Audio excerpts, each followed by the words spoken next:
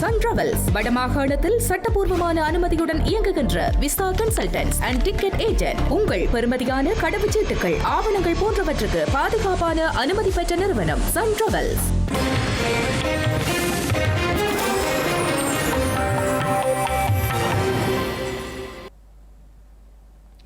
வணக்கம். இது ஐபிசி தமிழின் காலை நேர பிரதான செய்திகள். முதலில் தலைப்புச் செய்திகள்.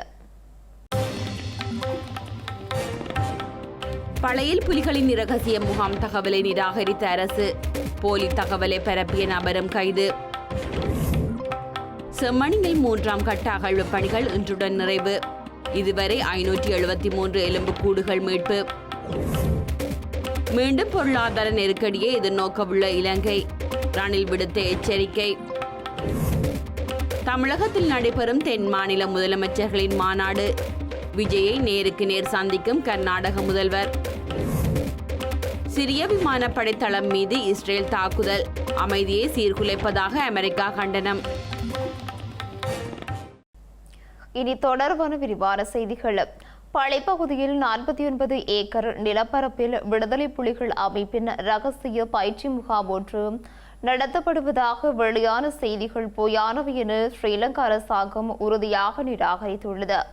நேற்று நடைபெற்ற வாராந்திர அமைச்சரவை ஊடகவியலாளர் சந்திப்பில் இவ்வாறான செய்திகள் முற்றிலும் ஆதாரமற்றவை என குறிப்பிட்டு அமைச்சர் நலிந்த ஜேதிச குறிப்பிட்ட இடத்தில் எந்தவொரு பயங்கரவாத நடவடிக்கைகளுக்குரிய ஆதாரங்களும் இல்லை எனவும் கூறியுள்ளார். ஸ்ரீலங்காவில் இயங்கும் ஒரு போலியான மனித உரிமை ஆணைக்குழுவின் தலைவரான சங்கி தயாசகர் இந்த பொய்யான அறிக்கையிடலை செய்த நிலையில் அரசாங்கம் இப்போது அதனை மறுத்துள்ளது. கண்டங்களுக்கு இடையிலான மனித உரிமை ஆணைக்குழு என்ற அர்த்தத்தில் ஸ்ரீலங்காவில் இயங்கும் இன்டர்கான்டினென்டல் ஹியூமன் ரைட்ஸ் கமிஷன் என்ற போலியான மனித உரிமை அமைப்பின் பணிப்பாளர் சங்கீத் ஜெயசேகர அண்மையில் பழைப்பகுதியில் விடுதலை புலி பயிற்சி முகாம் ஒன்று இருப்பதாகவும் அங்கு குண்டுகள் தயாரிக்கப்படுவதான புரளியை கிளப்பியிருந்தார். அவரது இந்த வதந்தி செய்தி தெற்கின் சமூக ஊடகங்கள் மற்றும் இணையதளங்களில் பரவியதை அடுத்து அரசாங்கம் இந்த விடயத்தில் அறிக்கையிட்டு இது ஒரு பொய்யான செய்தி என குறிப்பிட்டுள்ளது. நேற்று இடம்பெற்ற வாராந்த அமைச்சரவை ஊடக மாநாட்டில் இது தொடர்பான கேள்விகளுக்கு பதிலளித்த அமைச்சர் ஜெயதிச இவ்வாறான செய்தி முற்றிலும் ஆதாரமற்ற பொய்யான செய்தி எனவும் தெரிவித்தார்.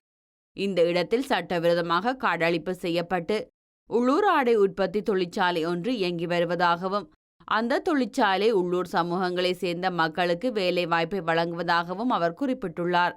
இந்த இடத்தில் உள்ள தொழிற்சாலைக்கும் எந்தவொரு சட்டவிரோத குழுவுக்கும் எந்தவித தொடர்பும் இல்லை எனவும் அமைச்சர் ஜெயதிச குறிப்பிட்டார். இதேவேளை பழையில் விடுதலை புலிகளின் பயிற்சி முகாம் இயங்கி வருவதாக சமூக வலைதளங்களூடாக போலியான தகவலை வெளியிட்ட நபர் பயங்கரவாத தடுப்பு மற்றும் புலனாய்வு பிரிவினரால் கைது செய்யப்பட்டுள்ளார். இவர் நேற்று கைது செய்யப்பட்டதாக ஸ்ரீலங்கா காவல்துறை ஊடக பிரிவு குறிப்பிட்டுள்ளது. ஸ்ரீலங்காவில் இயங்கும் ஒரு போலியான மனித உரிமை ஆணைக்குழுவின் தலைவரான சங்கி தயாசகர் பழையில் விடுதலை புலிகளின் பயிற்சி முகாம் இயங்கி வருவதாக போலியான தகவல்களை சமூக வலைதளங்களில் வெளியிட்டிருந்தார். குறித்த தகவலை ஸ்ரீலங்கா அரசாங்கம் மறுத்திருந்த நிலையில் இவர் கைது செய்யப்பட்டுள்ளார். கைது செய்யப்பட்ட சந்தேக நபர் பொலன்வில பொரலஸ்கமோ பகுதியைச் சேர்ந்த 46 வயதுடையவர் என கூறப்படுகிறது. சந்தேக நபர் இன்று கொழும்பு பிரதான நீதவான் நீதிமன்றத்தில் முன்னிலைப்படுத்தப்படவுள்ளதுடன் இலங்கை தண்டனை சட்டம் மற்றும் காவல்துறை கட்டளை சட்டத்தின் கீழ் அவருக்கு எதிராக சட்ட நடவடிக்கை எடுக்கப்படவுள்ளது.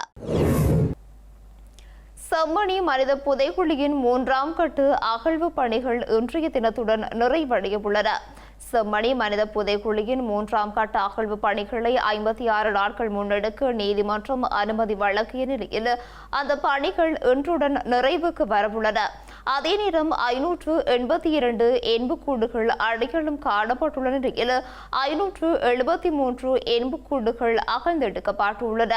அடையாளம் காணப்பட்டு இலக்கமிடப்பட்ட மனித எண்பு தொகுதிகளின் எண்ணிக்கை 582. இதே வேளையில் ஏற்கனவே சுத்தமிடப்பட்டு அடையாளமிடப்பட்டு இலக்கமிடப்பட்ட மனித எண்பு தொகுதிகளில் 8 மனித எண்பு தொகுதிகள் முழுமையாக அகழ்ந்தெடுக்கப்பட்டு நீதிமன்றத்தின் கட்டுக்காவலில் ஒப்படைக்கப்பட்டுள்ளதுடன் இன்றைய தினத்தில் மொத்தமாக 573 மனித எண்பு தொகுதிகள் முழுமையாக அகழ்ந்தெடுக்கப்பட்டு நீதிமன்றத்தின் கட்டுக்காவலில் கொடுக்கப்பட்டுள்ளது. இதேவேளையில் கூட்டாக காணப்பட்ட மனித எண்பு தொகுதிகள் 3 முழுமையாக அகழ்ந்தெடுக்கப்பட்டு நீதிமன்றத்தின் கட்டுக்காவலில் கொடுக்கப்பட்டுள்ளது. சில சான்று பொருட்களும் இன்றைய தினம் அடையாளம் காணப்பட்டு நீதிமன்றத்தின் கட்டுக்காவலில் ஒப்படைக்கப்பட்டது. அந்த சான்று பொருட்களில் தாயத்து, நாணய குற்றிகள், அதேவேளை சில இரும்பு துண்டுகளின் பகுதிகளும் உள்ளடங்குகின்றன. நாளைய தினத்துடன் 3ஆம் கட்டத்தின் 56வது நாளுக்குரிய அகழ்வு பணி இடம்பெற இருப்பதுடன் நாளைய தினத்துடன் 3ஆம் கட்ட அகழ்வு பணிகள் நிறைவு பெறுவதற்கு உள்ளது. மொத்தமாக நீதிமன்றத்திட கட்டுக்காவலில் நேற்று வரைக்கும் ஒப்படைக்கப்பட்டதுக்கான மொத்த சான்று பொருட்களாக 164 சான்று பொருட்களினுடைய புகைப்பட எடுத்தல் இன்றைய தினத்தோட முழுமையடைந்து நிறைவடைந்தது. 3 சான்று பொருட்கள் எடுக்கப்பட்டது, 169 இன்றைக்கு எடுக்கப்பட்டது. இலங்கை தனது அந்நிய செலவாணி கையிருப்பை 15 பில்லியன் அமெரிக்க டாலராக அதிகரிக்காவிட்டால் 2028ஆம் ஆண்டின் இறுதியில் மற்றொரு பொருளாதார நெருக்கடியை எதிர்கொள்ள நேரிடும் என ஸ்ரீலங்கா முன்னாள் ஜனாதிபதி ரணில் விக்ரமசிங்கே எச்சரிக்கை விடுத்துள்ளார். முன்னாள் அமைச்சர் ரஞ்சித் சியம்லாபிட்டியவின் நூல் வெளியீட்டு விழாவில் வைத்து உரையாற்றிய போதே அவர் இதனை தெரிவித்துள்ளார். 2026ஆம் ஆண்டின் இறுதிக்குள் அந்நிய செலவாணி கையிருப்பு 8 பில்லியன் அமெரிக்க டாலராக அதிகரிக்கும் என மத்திய வங்கி எதிர்பார்ப்பதாக ரணில் விக்ரமசிங்கே கூறியுள்ளார்.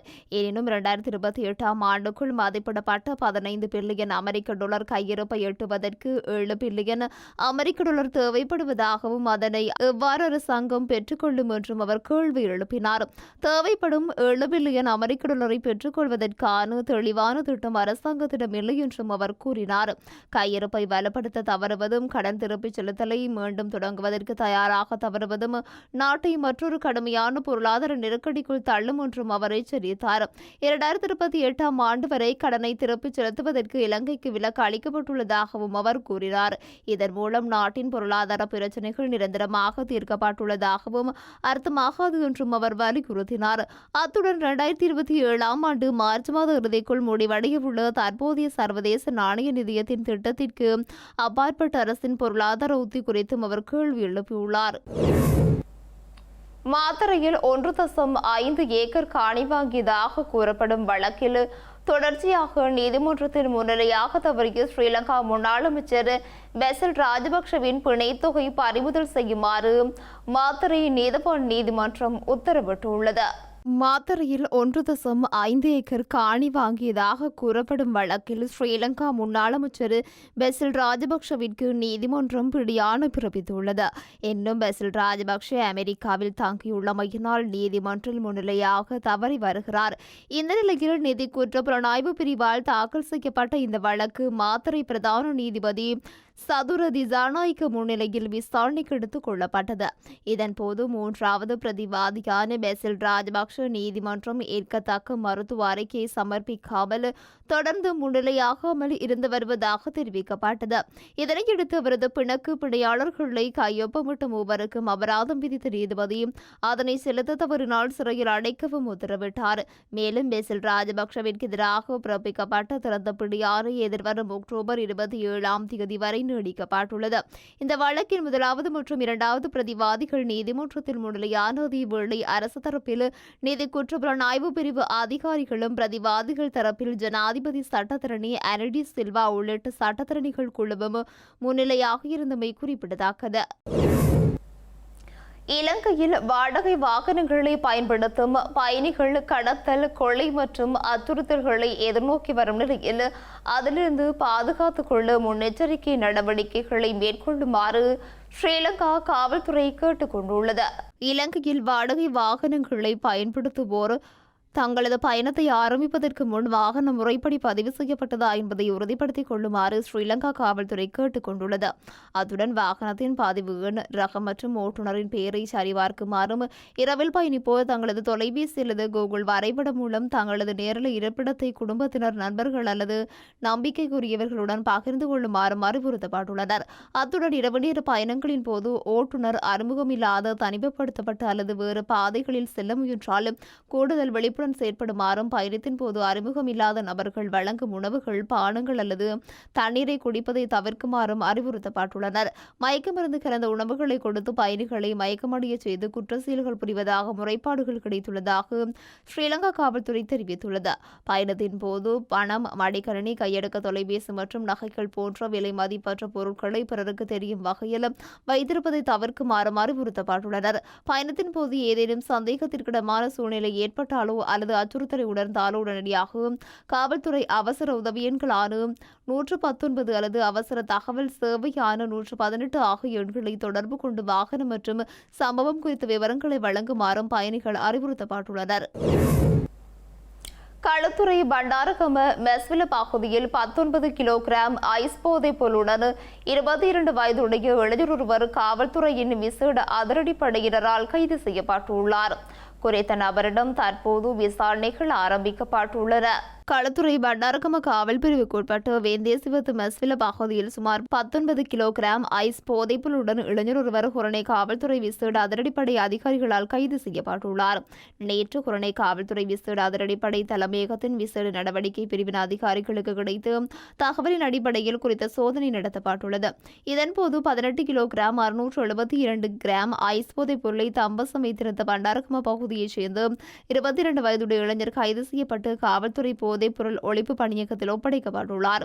இதனையடுத்து குறித்த சந்தேக நபரிடம் போதைப்பொருள் ஒழிப்பு பணியகத்தினர் மேலதிக விசாரணைகளை மேற்கொண்டு வருகின்றனர். ஸ்ரீலங்கா கடற்படையினரால் கைது செய்யப்பட்டு தடுத்து வைக்கப்பட்டுள்ள தமிழக கடற்றொழிலாளர்களை விடுதலை செய்ய நடவடிக்கை மேற்கொள்ளுமாறு வலியுறுத்தி தொடர் வேலைநிறுத்தம் மற்றும் உண்ணாவிரத போராட்டங்களை மேற்கொள்ள உள்ளதாக ராமேஸ்வரம் கடற்றொழிலாளர்கள் அறிவித்துள்ளனர். இதன்படி எதிர்வரும் 30ஆம் தேதியிலிருந்து ராமேஸ்வரம் அனைத்து விசைப்படகு கடற்றொழிலாளர்களும் காலவரையற்ற வேலைநிறுத்த போராட்டத்தில் ஈடுபட உள்ளதுடன் செப்டம்பர் 1ஆம் தேதியிலிருந்து தங்கைச்சி மடத்தில் உண்ணாவிரத போராட்டத்தில் ஈடுபட போவதாகவும் அவர்கள் அறிவித்துள்ளனர்.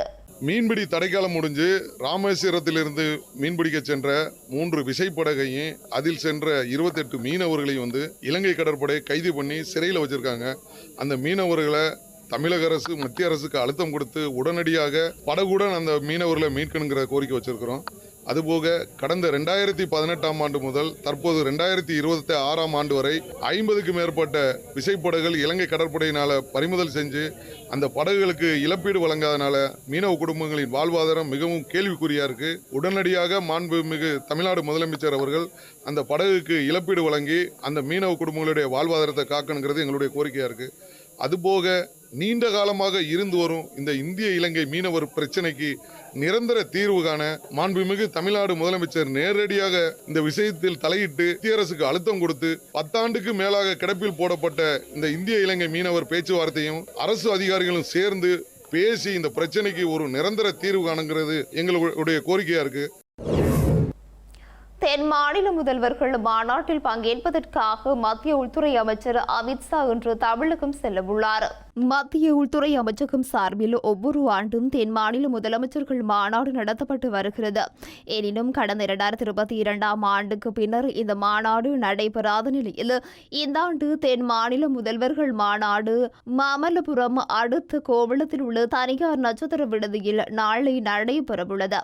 இதில் தமிழக முதல்வர் விஜய், கர்நாடகா முதல்வர் சிவகுமார், கேரளா முதல்வர் சதீசன், ஆந்திரா முதல்வர் சந்திரபாபு நாயுடு, தெலுங்கானா முதல்வர் ரவீந்திர ரெட்டி, புதுச்சேரி முதல்வர் ரங்கசாமி ஆகியோர் பங்கேற்க உள்ளனர். மாநிலங்களுக்கிடையான ஒத்துழைப்பு, பொருளாதார வளர்ச்சி, தொழில் முதலீடுகள், கூட்டுறவை பலப்படுத்துவது, கட்டமைப்பு மேம்பாடு, நீர்வள பகிர்வு, கல்வி, சுகாதாரம், தகவல் தொழில்நுட்பம், பேரிடர் மேலாண்மை, குற்றங்கள் தடுப்பு, எல்லை பிரச்சினைகள் உள்ளிட்ட பல்வேறு முக்கிய விவகாரங்கள் குறித்து இந்த மாநாட்டில் விவாதிக்கப்பட உள்ளது. தற்போது காவிரி நீர் பங்கீடு விவகாரத்தில் தமிழ்நாடு மற்றும் கர்நாடகா இடையே முரண்பாடுகள் எழுந்துள்ள நிலையில் இந்த கூட்டம் முக்கியத்துவம் வாய்ந்ததாக கருதப்படுகிறது. இந்த நிலையில் அமித்ஷாவின் வருகைக்கு எதிர்ப்பு தெரிவித்து ஆர்ப்பாட்டம் நடத்தப் போவதாக தமிழக காங்கிரஸ் தலைவர் மாணிக்கம் தாகூர் அறிவித்துள்ளார். துருக்கி எல்லை அருகே உள்ள சிரிய விமானப்படை தளம் மீது இஸ்ரேல் தாக்குதல் நடத்தியமைக்கு அமெரிக்கா கண்டனம் வெளியிட்டுள்ளது. இந்த தாக்குதல் தேவையற்ற பதற்றத்தை ஏற்படுத்துவதாகவும் கூறியுள்ளது. துருக்கி எல்லை அருகே உள்ள சிரிய அபு துகேர் விமான நிலையத்தின் ஓடுபாதை மற்றும் சேமிப்பு கிடங்கு மீது 8 வான்வெளி தாக்குதல்கள் நடத்தப்பட்டதாக சிரியாவின் அரசு தொலைக்காட்சி தெரிவித்துள்ளது. இதனால் எவருக்கும் காயம் ஏற்படவில்லை எனவும் தெரிவித்துள்ளது. இந்த தாக்குதல்கள் குறித்து நேரடியாக கருத்து தெரிவிக்காத இஸ்ரேல் சிரியா தற்போதைய பாதுகாப்பு நிலையை மீறும் விளிம்பில் இருப்பதாக கூறியதுடன் துறைக்கு படிகளை விமானத்தளத்தில் நிலைநிறுத்த டமாஸ்கஸ் அனுமதித்ததாகவும் குற்றம் சாட்டியது. பிராந்தியத்தில் பதற்றத்தை அதிகரிக்கும் வகையில் இந்த தாக்குதலை இஸ்ரேலிய ராணுவமே மேற்கொண்டதாக சிரியாவும் துருக்கியும் குற்றம் சாட்டியிருந்தன. இந்த நிலையில் துருக்கிக்கான அமெரிக்க தூதரும் சிரியா மற்றும் ஈராக்கிற்கான டொனால்ட் ட்ரம்பின் சிறப்பு தூதராகவும் நியமிக்கப்பட்டிருந்த டம்பரக் இந்த தாக்குதல்களை கண்டித்துள்ளார். அபு அல் துகிர் விமானப்படை தளத்தின் மீதான இஸ்ரேலிய வான்வழி தாக்குதல்களும் பிராந்திய ஸ்திரத்தன்மையை மேம்படுத்தாத ஒரு தேவையற்ற பதற்றத்தை ஏற்படுவது குறித்து ஆழ்ந்த கவலை கொண்டுள்ளதாக அவர் கூறியுள்ளார். இது தொடர்பில் இஸ்ரேலிய பிரதமர் பெஞ்சமின் நெதன்யாகுவின் அலுவலகம் வெளியிட்ட அறிக்கையில் பாதுகாப்பு விஷயங்களில் தற்போதைய நிலையை தொடர இஸ்ரேலும் சிரியாவும் ஒப்புக்கொண்டதாகவும், ஆனால் அலெப்போ அருகே உள்ள விமானப்படை தளத்தில் துருக்கி படைகளை நிலைநிறுத்த சிரியா அனுமதித்ததன் மூலம் அந்த ஒப்பந்தத்தை மீறும் விளிம்பில் இருந்ததாக கூறியுள்ளது. இந்த தாக்குதல்களை பிராந்திய பாதுகாப்பு மற்றும் ஸ்திரத்தன்மைக்கு அச்சுறுத்தலாக விளங்கும் நியாயமற்ற ஆக்கிரமிப்பு செயல் என்று சிரியாவின் வெளியுறவு அமைச்சகம் குறிப்பிட்டுள்ளது. செய்திகளின் நிறைவாக மீண்டும் தலைப்புச் செய்திகள். பழையில் புலிகளின் இரகசிய முகாம் தகவலை நிராகரித்த அரசு, போலி தகவலை பரப்பிய நபரும் கைது. செம்மணியில் 3ஆம் கட்ட அகழ்வு பணிகள் இன்றுடன் நிறைவு. இதுவரை 573 எலும்புக்கூடுகள் மீட்பு. மீண்டும் பொருளாதார நெருக்கடியை எதிர்நோக்கவுள்ள இலங்கை, ரணில் விடுத்த எச்சரிக்கை. தமிழகத்தில் நடைபெறும் தென் மாநில முதலமைச்சர்களின் மாநாடு, விஜயை நேருக்கு நேர் சந்திக்கும் கர்நாடக முதல்வர். சிரிய விமானப்படை தளம் மீது இஸ்ரேல் தாக்குதல், அமைதியை சீர்குலைப்பதாக அமெரிக்கா கண்டனம். இத்துடன் ஐபிசி தமிழின் காலை நேர பிரதான செய்திகள் நிறைவு பெற்றன. உடனுக்குடன் செய்திகளை அறிந்து கொள்ள IBCTamil.com என்ற எமது இணையதளத்தினை பார்வையிடுங்கள். வணக்கம்.